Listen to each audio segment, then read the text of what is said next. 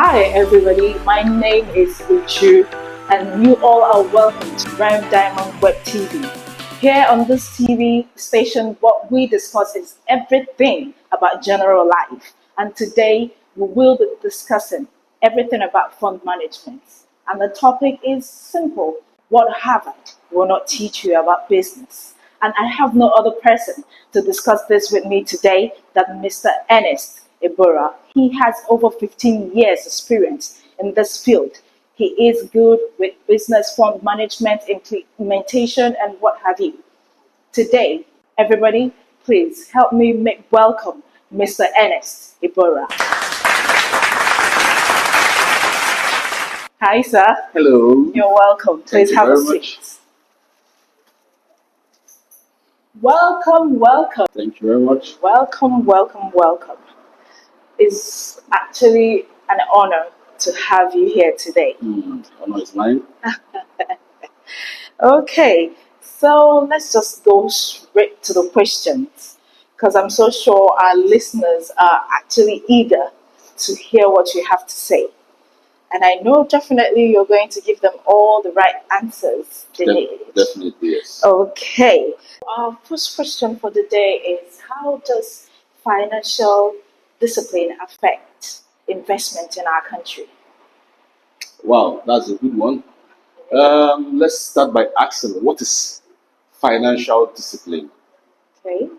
Now, financial discipline actually means you being able to keep yourself in check on how you spend money, what you use money for. Okay. Then you now begin to break it down in the aspect of, they call it scale of reference. Okay. Your scale of reference means you should be able to put your priorities in check, what you actually need in an actual moment or a period of time. You know, some people do not actually know how to make use of money. You know, money is liquidity. When I mean liquidity, it is easily, it flows like water. It comes and goes like water. It flows. Yeah. Now, if you are not able to give yourself proper check, what I mean, you are not financially grounded in the aspect of you being disciplined, Okay. you might misuse money. And in accounting, it is called misappropriation of funds. Now, there's difference between when you are saving and when you are investing. Okay. Now, most people don't know that there is difference between saving and investing. Now, in this period, when you want to give yourself discipline, you take the investment part. You take it as a long-term project. You know, saving is you're just saving for a particular item. Let's say I want to buy a house or something. You say, okay, I am having a target for, let's say, 10 months. Let's say I have a monthly income of $1,000, and out of the $1,000, you want to save like $300 per month in order to get you a car under 10 months. So that is saving. You are saving for a goal. But investment is a long-term project that will boost you in future, makes you bigger and stronger as a person. Yeah. Now, if you say, instead of saving that money for a vehicle, out of that $10,000 you have, it's okay, I want to go into investment, into something like, let's say, real estate, for example. You know, real estate is a very good business now. Yeah. So you need to safeguard yourself and know how to get yourself in check. So you said something about investment and savings. Let's talk about investment. What do you actually think about people in our country not investing in landed properties? Because some of them are actually afraid to invest in landed properties. What do you think about it? The problem we have in Nigeria is that we are myopic in thinking. Most people are myopic in thinking. They don't have this vast knowledge of how to invest, what to invest, how do I go about it. Okay. You know, you know, an Englishman will say, if you want to punish an African, put it in a book, in black and white. Oh yeah. So hear that. we don't read, we don't research. Once you're able to eat at least 2 square meal in a day, you're okay. That's an average Nigerian.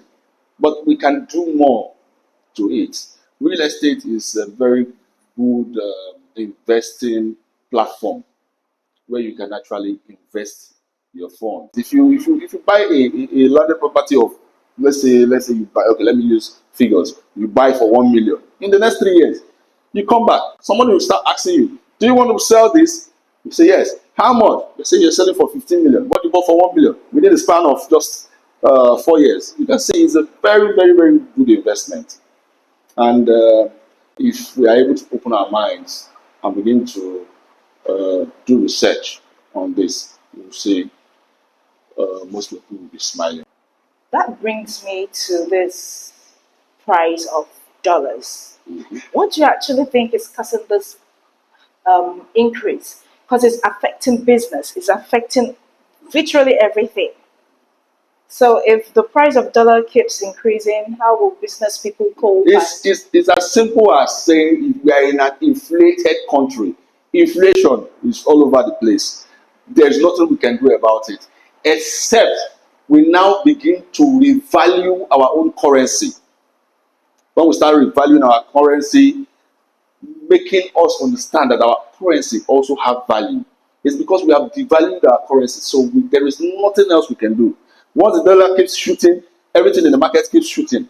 Landed properties keep shooting, prices of vehicles keep shooting. So it is inflation. There's nothing we can do about it, except our leaders and our decision makers, our financial analysts. They all come together and put their brains together and begin to see how to make the naira valuable again. Anything aside that, I don't think there is anything we can do. Okay, so in the room of trying to make our naira valuable again, do you think saving is actually a way out of poverty? No. Like I said before, savings, you are only saving for a particular goal. When you are saving for a particular goal. There are some people who save out of their monthly remuneration earning. Yeah. They save for house rent. People save for house rent. People save for to purchase a car. People save to do wedding. People save. So it is not bringing us out of poverty. Investment is what can bring people out of poverty. If you don't invest, that is, we call it turnover. If you don't know how to turn over your capital, then you keep remaining in one position. Okay, that's a very good one.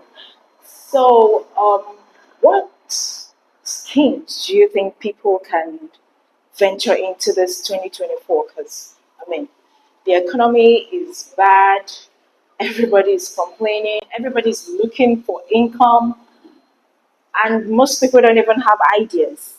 So, what do you think you can advise, especially our listeners, to do this 2024? Now, if you watch the country in recent times, let's say in the last 2 to 3 years, you will see that artisans are enjoying. Are they? Yes. Even with the price of things to work with? Yes. Artisans are enjoying. Artisans, like I said, yes, they are enjoying in a way. Okay. You know, they can bring you a quotation. They know they have inflated those prices. And there's nothing you can do about it, except you are this rigid type that wants to know. You want to find out how much the price of this glass cup is, or how much it takes to produce this glass cup. But people in Nigeria, like I said, because we are myopic in thinking, we do not even bother to ask for prices. We just, when somebody brings a quotation, no, this price is too much. We only, okay, let me reduce this, you know. And after they finish doing the work, you see them cashing out a huge amount of money. Unlike people working in ministries and parastatals, you see them, they only depend on their monthly income, and which is nothing to write them about. Okay. Do you understand that? So Yes. artisans, I see them, they've been the one making waves in the Nigerian labor market now. You see an artisan, maybe a vulcanizer, and he will tell you he just built that 3-story building. And you'll be wondering, wow, how did he do it? Simple. Just work on your skill. He has a skill and he knows how to make use of his hands. And that's all. But you see a banker, he keeps earning maybe 150,000 naira every month. How do you want it to, how does it gather that 150,000 naira? How long will it take him to gather 150,000 naira to build a duplex? It is not possible. So, Mr. Ernest, in essence, you're telling or you're advising people to merge professional and skill learning. Definitely. Okay. Definitely. But you know, it's not everybody that has the zeal for that.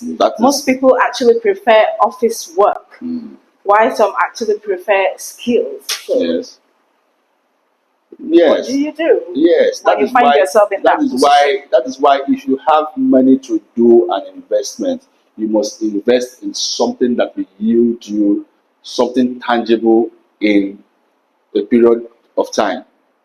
Like I said, real estate is a very, very, very good investing platform. You can invest in real estate. Okay. Thank you very much, Mr. Ernest. Thank you very much. I mean, I'm so sure our listeners, they must have learned like one or two from all our conversation today. Very good to have you again, sir. Thank you very much. Very, very good. Thank you very And much. to all my listeners, I'm so sure you guys must have learned a lot from today's conversation, because for me, I so have learned. And I believe you guys will stay tuned. Tune in sometime next week again, please, for more conversation with interesting people to discuss things about general life. Thank you for today.